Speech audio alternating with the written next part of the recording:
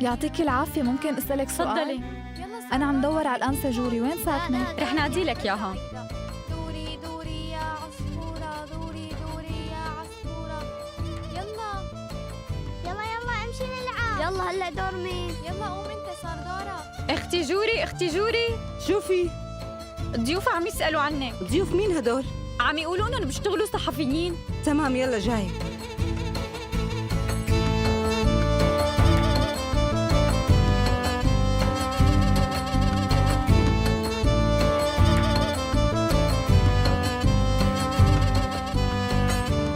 وين هن؟ هنيك.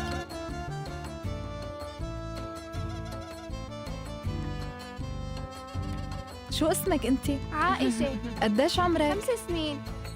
وأنا عمري 5 سنين. تمام.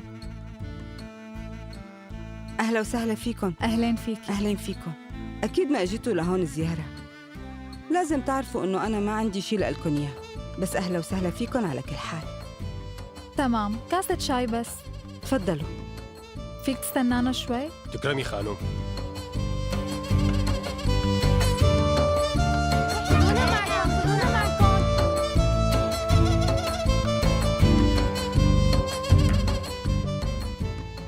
ليك أنا قلت لهم هالشي من قبل، بالقانون ممنوع ما يروحوا الأولاد على المدرسة.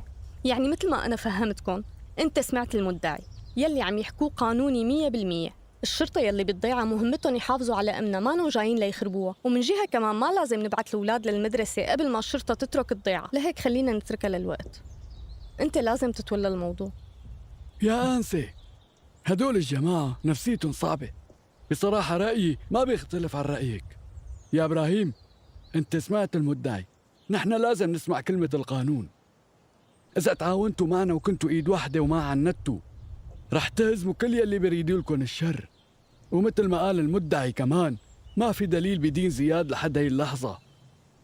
أنا بشوف إنه زياد لازم يجي ويدلي بشهادته بكل جرأة. يا شيخنا، نحن بنبعت الأولاد للمدرسة، بس كمان يلي قلتوا عن زياد مو بإيدنا.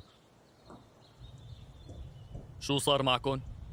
حسب ما قال المدعي، بس يهدى الوضع شوي الشرطة رح تنسحب من الضيعة، بس لسه ما حددوا الموعد. وكمان قال المدعي إنه زياد لازم يسلم حاله ويجي يعطي إفادته، وإلا رح تثبت عليه التهمة وهو هربان. شو يعني؟ بدهم يانا نسلم زياد لإلهم بإيدينا؟ جمال أفندي، بلا ما ننفعل هيك. قضيتنا الأساسية مو زياد، قضيتنا لازم نبعت الأولاد للمدرسة. رجاءً خلينا نحل هي بالأول. يا رب.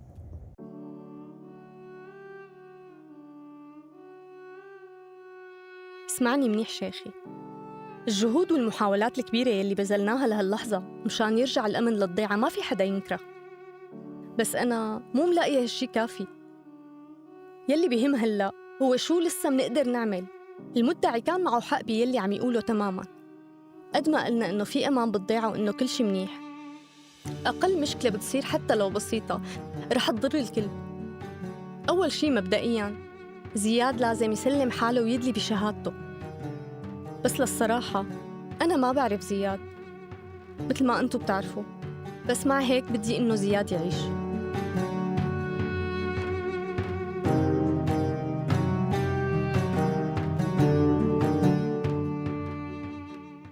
إمتى كانت آخر مرة شفتي زياد؟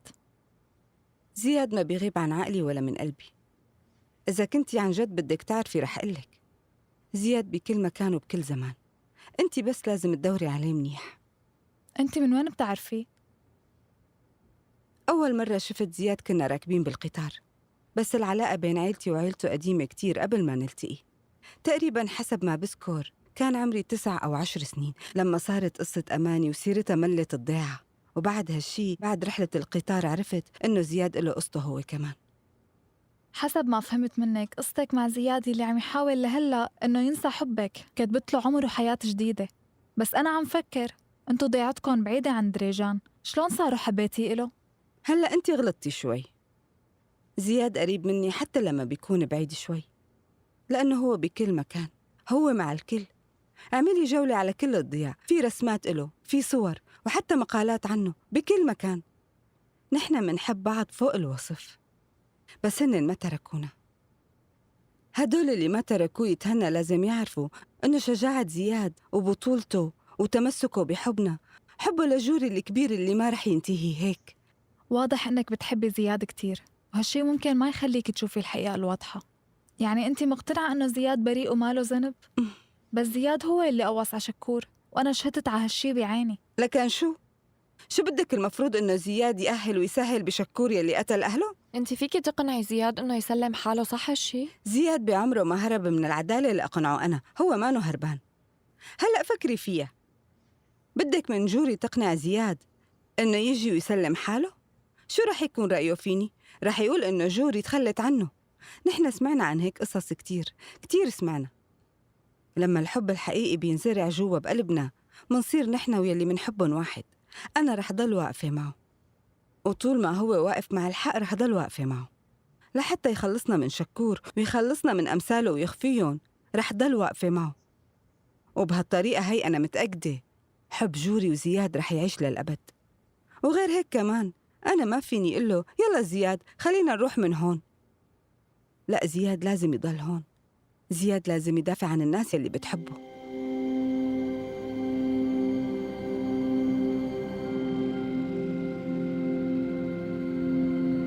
ساعدوه، فهموا لهالصبي المشاغب يلي بلا أخلاق وترباية، ما عاد يقدر يتحمل هيك تصرفات. هذا الصبي بتصرفاته مو مصلي على النبي أبداً، وخصوصاً بهالوقت هاد كل الناس بالمشفى وما عم يزوق على دمه لاحق البنت وما عم يستحي. عبد الله هو مو مثل ما عم تقول، وكمان انا ما بوافق على اللي عم تقوله، ورح اقول لبابا كمان. عبد الله هذا الولد بيكون رفيقي. سمعان شو عم تقول يا سعدو؟ شلون عم تحكي معي هيك؟ قليلة أدب. عبد الله لا تحط عقلك بعقل الأولاد. أكيد يا عمي، البنت مثل عمها، أكيد رح تكون مثل عمها، ورح تحب وتتمعشق كمان مثل عمها. ليش أصلاً مو قصص غرامك هي اللي وصلتنا لهون؟ خلت كل الناس يعادونا؟ ليك عبد الله سكر هالدفاتر القديمة. كل ما أجي لسكر دفتر حضرتك بتفتح دفتر جديد. ليك هي البنت طالعة على عمها هلأ. على كلين خليكي عم تحكي قصص غرامك مع عمك، رح روح اطمن على شكور أحسن شي. طاع عمركن. حاج تضحكي، يلا روحي على البيت، خدي امك وروحي يلا، انا منيح شوفت عينك. ماشي عمي.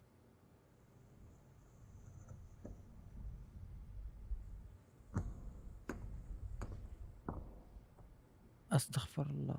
شكرا لك يا أخ بدران، فرات صار منيح لأنك درت بالك عليه. شو عم تحكي يا مهران آغا؟ هذا أقل الواجب، أنت مو مقصر معنا. حسب ما قالوا الأطباء رح يطيب بسرعة، جسم فرات استقبل الكبد من دون مشاكل. مثل ما الولد ما بينسى فضل زياد، هو ما رح ينساه. الله يشفيه ويكون معه. والله الولد مثل الجوهرة. السلام عليكم. السلام عليكم. وعليكم السلام. ليك يا فرات، هدول قرايبين زياد، مهران آغا وإبراهيم. عليك العافية يا أخي. شكرا لكم، ولو انه الكلمة شكرا قليلة عليكم. جرحكم طري، بس مع هيك اجيتوا لهون مشان تشوفوني. الله يكتر خيركم. عليك العافية يا أخي فرات. أنا عرفات وفورات.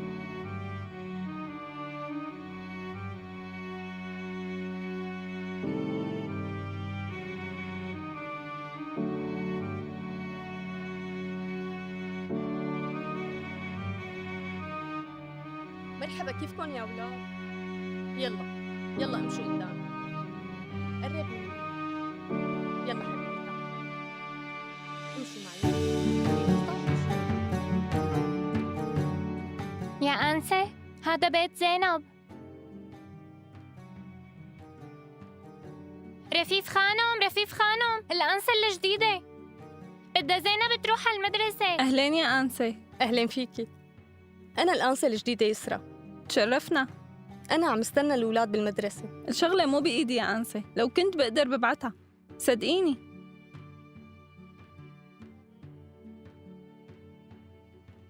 إسماعيل أفندي مو هون يا أختي؟ بالمدينة. أنا هلأ بحكي باسم إسماعيل أفندي، بعتي الأولاد على المدرسة. مثل ما بتريد يا شيخنا. يلا زينب البسي ثيابك. إيه يا أنسة يسرا، أهلا وسهلا فيك بضيعتنا. تسلم. كل الأولاد رح يرجعوا على المدرسة. أنا بظن إنك رح تتفاهمي مع الأنسة دانيا وجيداء. ليكي أنا من أدرني، بس صار لي جاي من زمان شي 28 سنة. أنا تعينت هون أول شي، ومثل ما إنك شايفة لهلأ أنا هون وما بفكر روح. وحسب ما بعرف هذا أول تعيين لإلك، وأنا متأكد إنك رح تضلي هون كمان لأنك رح تحبي ديرجان وأهلها. يلا تفضلي من هون. يلا يا أولاد يلا. حاضر أنسة. شايفة يا أنسة الكل عم يبعت أولاده، ليكي هي صبري جايب ابن أخته. شكراً لك يا صبري. ليش الشكر شيخنا؟ مرحبا. ما في داعي للشكر، جيت أتأكد إنه ابن أختي جاهز. يعطيك العافية يا أنسة. الله يعافيك. بوس إيد الأنسة ابني. يا حبيب قلبي. يلا خلينا نمشي. ليكي هي شكري جاب ابنه. مرحبا اختي. مرحبا. بوس ايد الانسه يا ابني. ايه يا انسه خلينا نكمل. يلا يلا يا اولاد.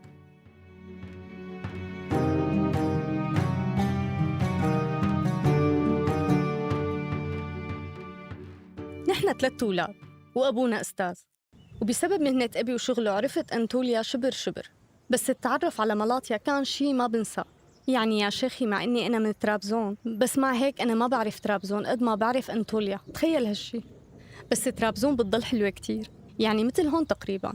شكراً لك يا شيخي. أنسة يسرى تعي لعندي كل ما بتواجهي مشكلة بساعدك أنا.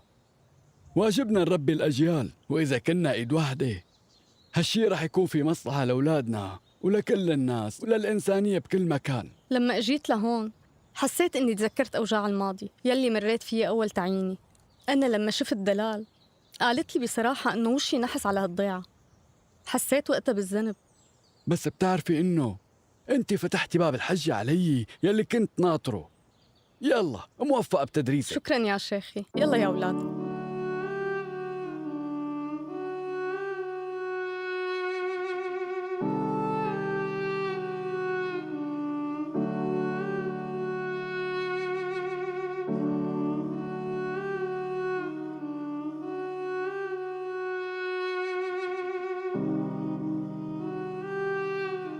كتير بيصعب علي اني اترك شكور يا عبد الله، هو هلا لا تخافي يا بأمانته. خانم، بس شكور اغا بده وقت ليطيب، مو شغلة يوم ولا 5 أيام. الأولاد ما لازم يغيبوا عن المدرسة كل هالقد. طلعوا لي تقرير طبي، أبي مهم أكثر من المدرسة. يلا خلينا نطلع لك تقرير طبي، بنتصل مستشفيات البلد وخلي السنة تروح عليكي.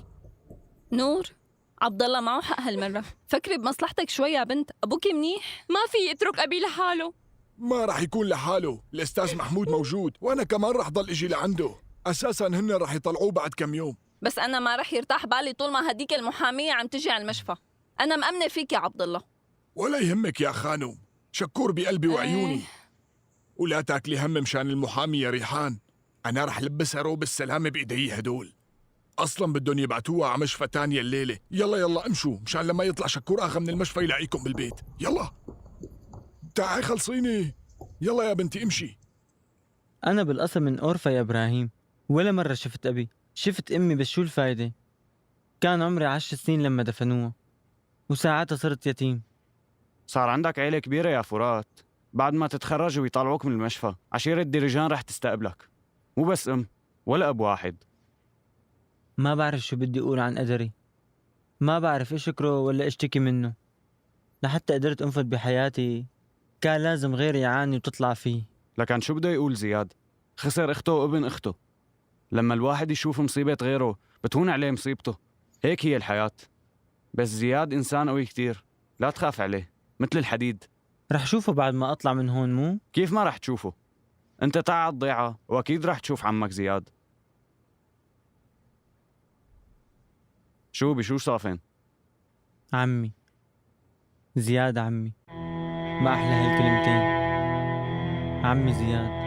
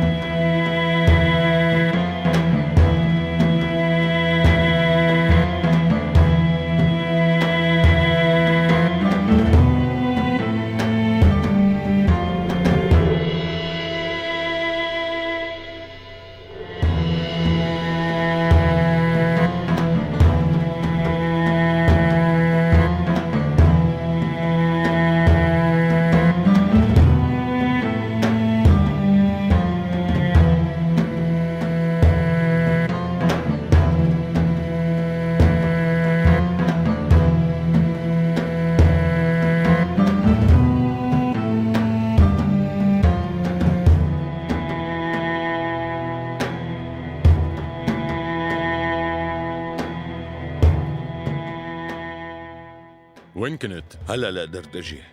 كنت عم استناك. فرحات بيسلم عليك. وصل سلامه. تفضل.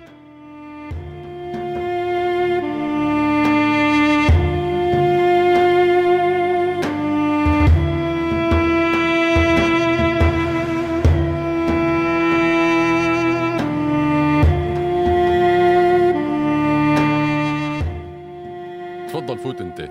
رح اترك الحصان بالاسطبل. يلا فوت لجوا.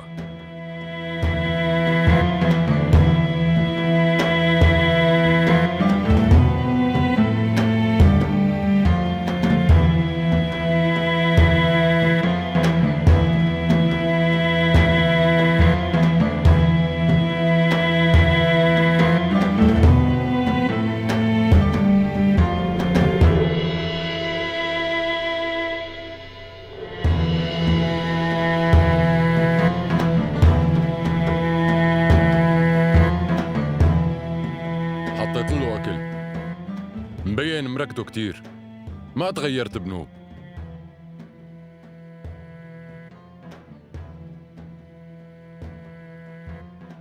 إذا كنت عتبان لأني ما إجيت على الجنازة، فخليني خبرك إني طلعت من السجن من 5 أيام. إطلاق سراح مشروط. شو ما رح تسألني ليش فوتوني على السجن؟ أنا سمعت شو صار من التلفزيون ومن الجرايد كمان. هاي آخر أخبار نشروها. لو ما إجيت أنت كنت أنا رحت. بكفي هيك زياد. صار لازم نتفق شو نتصرف.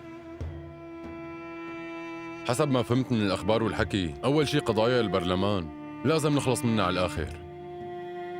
حاجة بقى نهرب من المحاكم. لازم نجمع كل رفقاتنا. أنا كل هالوقت كنت عم اسمع كلامك، بس هلأ القرار صار إلنا. لازم تشيل الغشاوة من عيونك. لازم نفكر ونتصرف بعقل. خلصت؟ ما خلصت ولا رح خلص زياد. بس أنا ما عاد بدي أسمع. بكفي.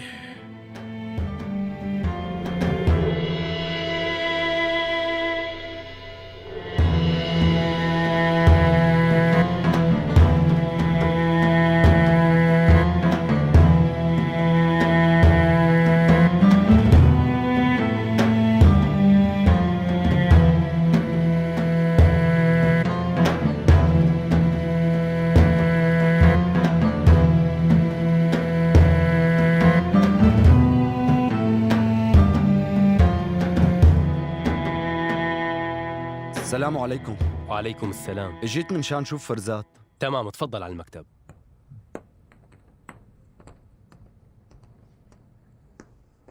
تفضلي مدام. شكرا لك. أهلا وسهلا. السلام عليكم. وعليكم السلام. مرحبا. أهلين. اجيت من شان اسالك عن عبد الله، سمعت انك زرته بالمشفى من فتره. أول شي مين حضرتك؟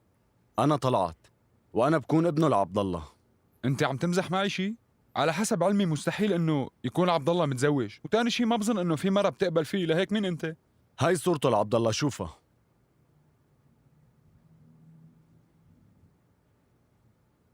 مزبوط، هذا هو عبد الله. اسمع يا أخي، عبد الله على حسب ما بعرف لساته بالمشفى، بس بالمشفى هنيك أكيد ما رح يقولوا لك إذا كان عبد الله موجود عندهم ولا لا، لأنه في أعداء له عم يدوروا عليه، مشان هيك صعب كتير إنك تلاقي عبد الله هلأ. وإذا بتسمع مني روح وارجع السنة الجاي، هذا إذا لقيته وقتها. يعني بعد سنة ممكن لاقي آثار لأبي؟ وقتها يا في شي رح يصير مع أبي، يا أما أبي بيكون هرب، وساعتها بدك تقلي نفس الحكي اللي قلت لي إياه. لا يا أخي، ما بيمشي الحال. أنت رح تساعدني لاقي أبي، ما رح روح للاقيه. أنت عم تطلب مني طلب صعب. إذا حضرتك ما لقيته بالمشفى وقتها، روح ودور بالمزرعة. والله غريب، أبي صار قطعة نادرة. والله معك حق يا أستاذ، أبي مثل القطعة النادرة صار.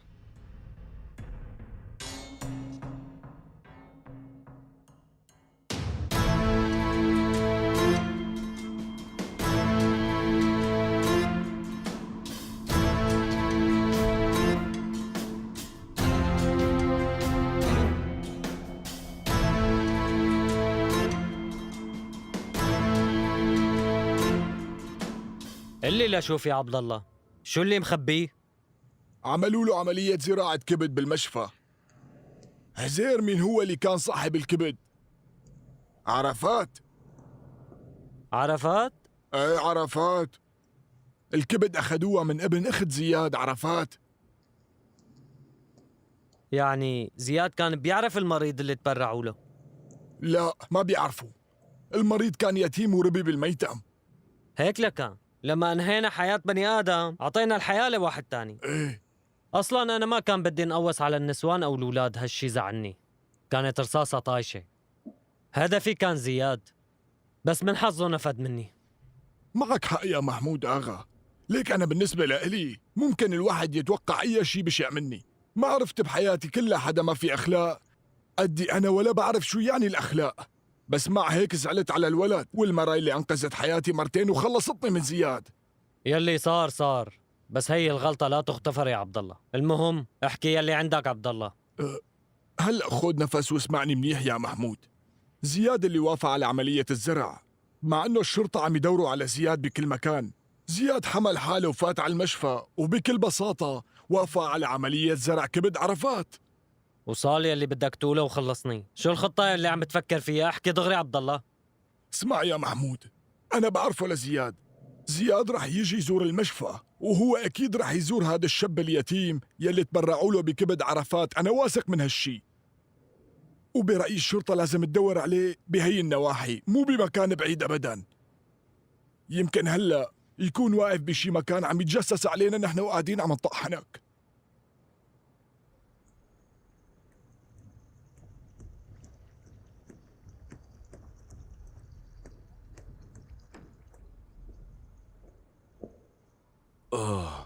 تعبنا يا يعني يا أستاذ، بعد ما شفنا صورة شكور معلقة الليلة بهداك المحل تبع التياب اقتنعت أنك أفظع من المحقق كولومبو. إيه والله. شلون يعني؟ ما كنت بتعرف هالشي من قبل؟ لا أستاذ، بس أنا متفاجئ كيف ما لقيت أبوك يلي مضيعه من 35 سنة.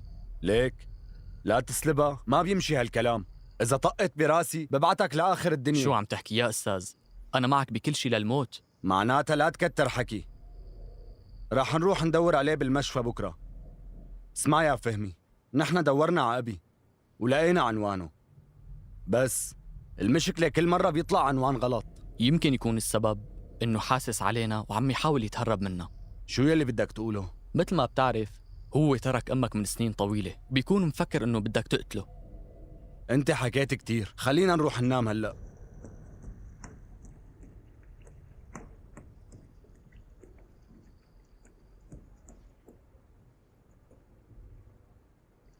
$315. تفضل. شكراً. أهلا وسهلا.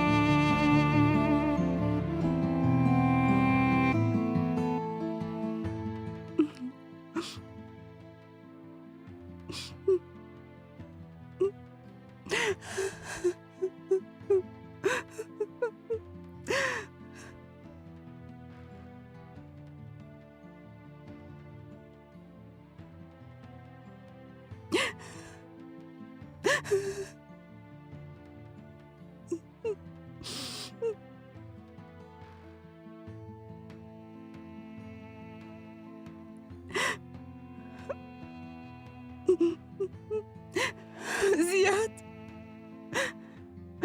لا تتركني وتروح.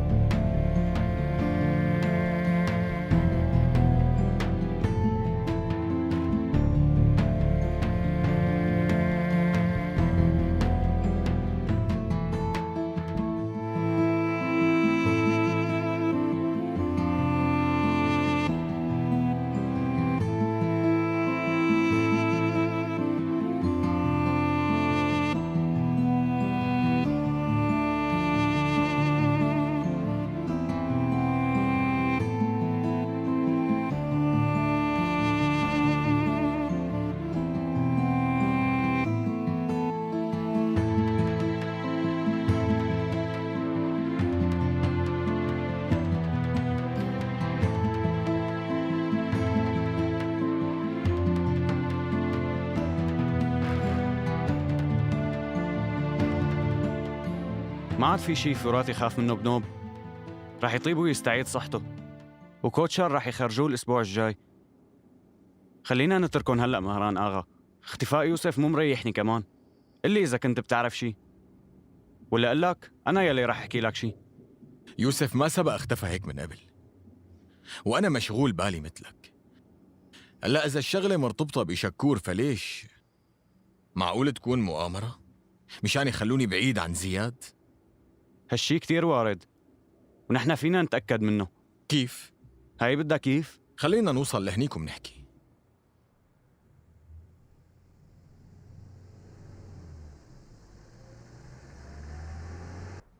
Ya satarım, bal satarım, ustam ölmüş ben satarım. Ya satarım, bal satarım, ustam ölmüş ben satarım. Ya satarım, koyduk hadi. Tavşan kaç, kazı tut, tavşan kaç, kazı tut, tavşan kaç, kazı tut, tavşan kaç, kazı tut, tavşan kaç, kazı tut. أهلين يا عمي. مرحبا. أهلا وسهلا فيك. شو صار يا عمي؟ في أخبار جديدة؟ ايه للصراحة بعد ما طلعت من المشفى مريت على محل مهران، بس على ما يبدو هذا حيدر ما بقيله أثر من وقت الجنازة. مبين إنه مختفي هو يوسف أخوه لمهران، وبظن يوسف ما كان بالجنازة لأني ما شفته هنيك أبداً. عمي أنت قلنا شو اللي عم بيصير، لأنه لازم نعرف كل شيء، لازم ناخد نفس الموقف. حيدر ربي بيناتنا، هو ابننا كلنا، مشان هيك لازم نخبر الشرطة والأمن. ليك لا تخاف، الشرطة والأمن بيعرفوا كل شيء عن الشخص. بابا يوسف لسه مو مبين؟ ايه يوسف مو مبين. بابا إذا في شي بتعرفه لا تخبيه عن أهل الضيعة، نحن كلنا عيلة وحدة. يا بابا يا روحي، الكل بيعرف إنه ما عنا أعداء، بس أحياناً عدو جارك بيكون عدوك كمان. فهمان شو بقصد صح؟ أكيد هن وراء اختفاء حيدر. تمام يا بنتي، لا تقلقي انتي. اليوم نجتمع ومنحكي ومنتفق شو لازم نساوي. تعالي.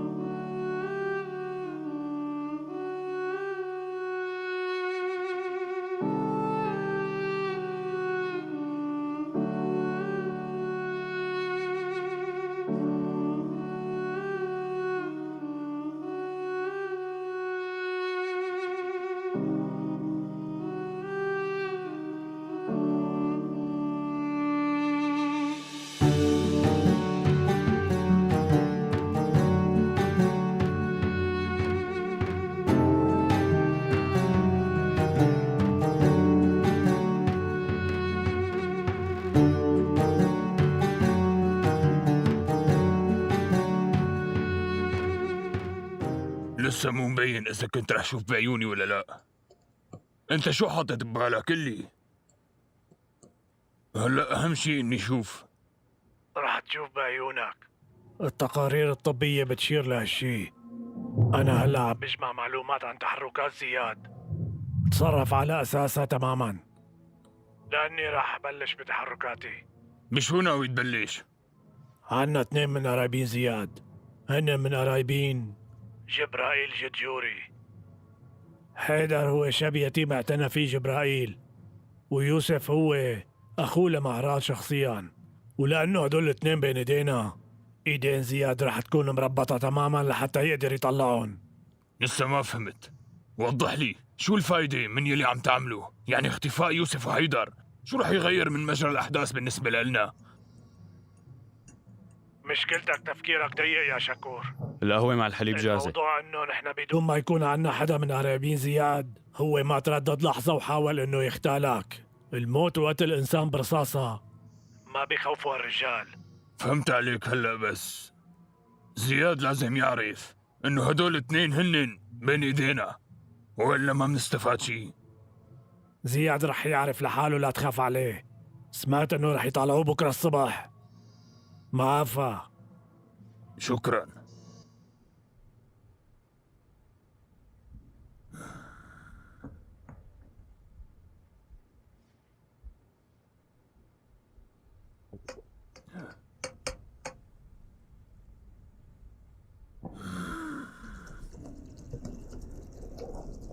يعطيك العافية. الله يعافيكي. في أخبار جديدة عن حيدر؟ على حطة إيدك، ما في شي جديد. إذا كنتي خلصتي من الجليات خليني أعبي مي زكاتك. تعالي تفضلي. رح نتعلم الأحرف الأبجدية حرف حرف. شو اسم هالحرف يا حلوين؟ ايه. بس أنو ايه؟ الكبيرة. برافو عليكم. هلأ رح ورجيكم شلون نكتب الايه الصغيرة.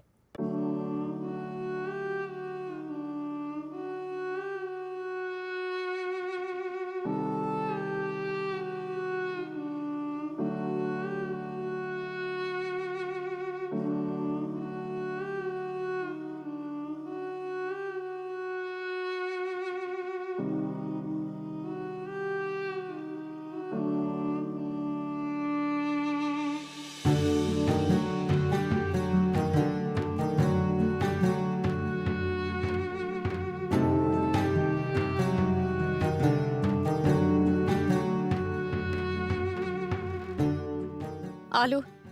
ألو، مين عم يحكي معي؟ أنا الأنسة الجديدة يسرا. أنا قرايبه للإمام عمر، ممكن أحكي معه إذا بتريدي؟ أكيد، رد اتصل بعد 10 دقايق، رح أبعت له خبر مع واحد من الأولاد. طيب، برجع بتصل.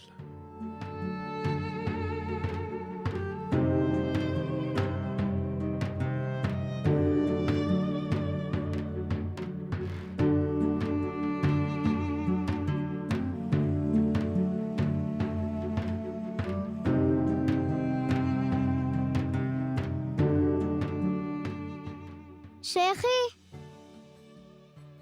الآن قالت لي إني أقول لك في حدا بده يحكي معك على التليفون. تمام يا ابني، أنا جاي.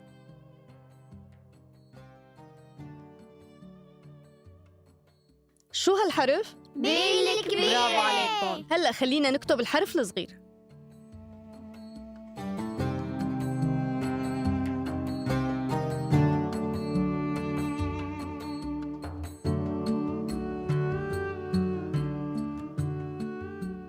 يا أولاد، اكتبوا الأحرف يلي على السبورة على دفاتركم بالترتيب، وانتو خليكن هادين لبين ما أرجع. تمام؟ تمام.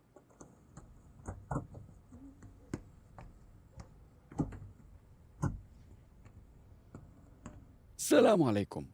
وعليكم السلام يا شيخي. مين اتصل يا آنسة؟ من المدينة على الأغلب، رح يتصل على التليفون. تفضل.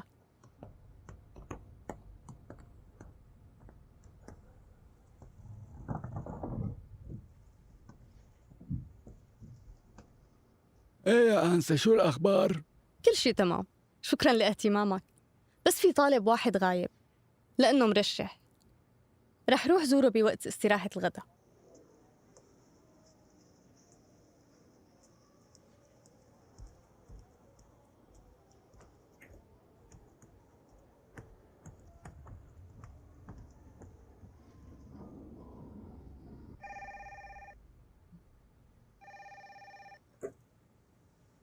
ألو؟ ألو، الشيخ عمر وصل؟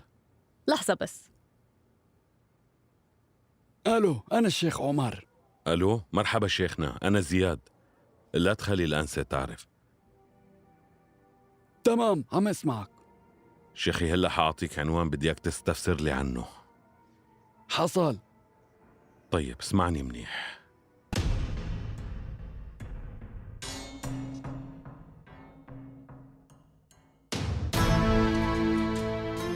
طبعا.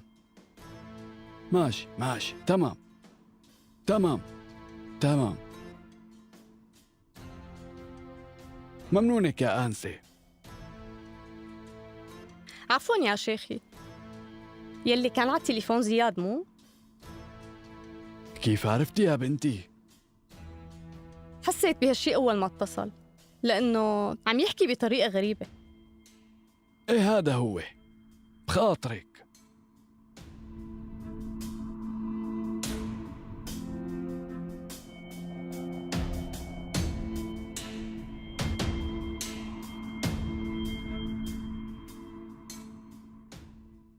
تمام يا دكتور، رح خبرك فورا. تفضلوا، هاد مو وقت الزيارة. أخي، أنا أجيت من أنقرة، أبي هون بالمشفى. تمام والله، إذا بدنا نفوت كل الزوال اللي جايين من أنقرة توفينا والله. مين بيكون أبوك؟ أبي بيكون عبد الله. ايه لحظة شوي، شو بدك فيه لهذا الزلمة؟ أنا ابنه، وأنا بشتغل محقق على فكرة. راح تفوتني ولا لا؟ ما بتفرق إذا خليتك تفوت ولا لا، أبوك راح. كيف راح؟ وليش لحتى ما يروح؟ أكل قتلة لما إجا لهون. أما شو قتلة اللي أكلها؟ شو عم يحكي هاد؟ أنت عم تمزح معي؟ شو هالحكي؟ هجموا عليه كلهم. كل ما كنا نبعد واحد عنه يهجم عليه واحد تاني. إذا بدك مصلحتك لا تتصل ولا تسأل، هدول الناس سيئين ما بيخافوا الله. المهم هلأ طلع أبوك من هون. استغفر الله، وآخرتها ما كنا نلاقيه. يلا امشي نروح. شو هالعالم هي؟ عم بيقول إنه بيقرب عبد الله. الله يكون استغفر بعونه.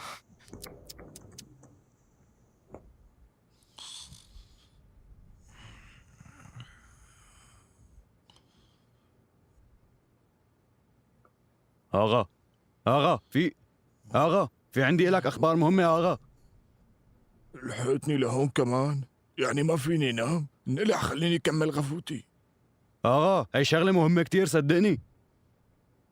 ليك لا تحكي لي شي عن زياد، لا تحكي لي حتى لو كان ميت. وبعرف انه شكور رح يطلع اليوم الصبح. يلا انقلع من وشي خليني اعرف نام. يا آغا عندي لك أخبار تانية يا أخي. في واحد عم يدور بين الناس وعم بيقول إنه هو ابنك. هيك إجاني أخبار من المشفى. انت شو عم تقول؟ زياد هذا ملعوب من زياد. اوه شكور، لازم ما نترك شكور لحاله. امشي قدام يلا.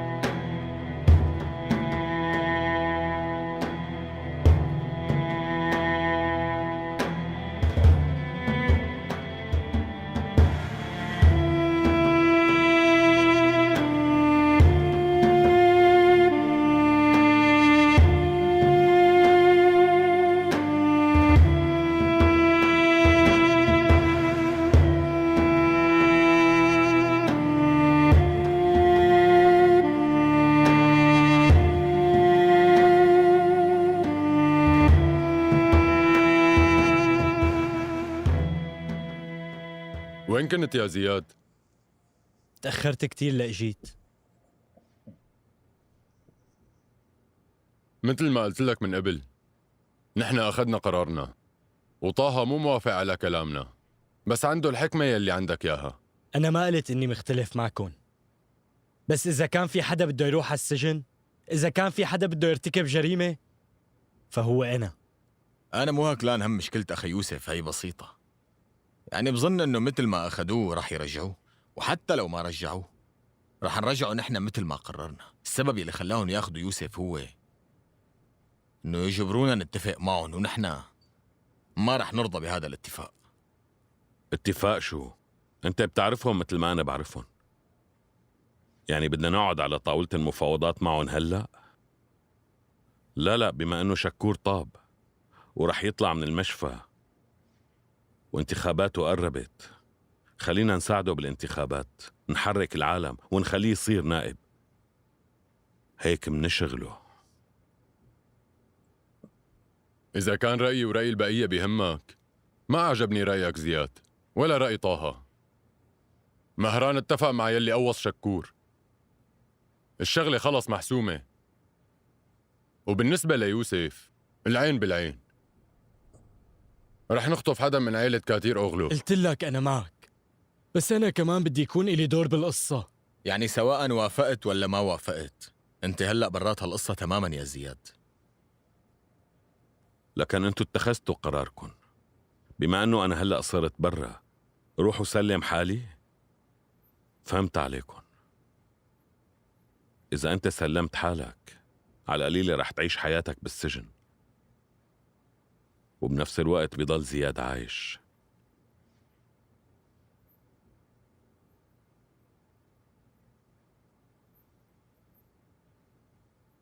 بس هو ما رح يضل عايش. زياد ماله عايش.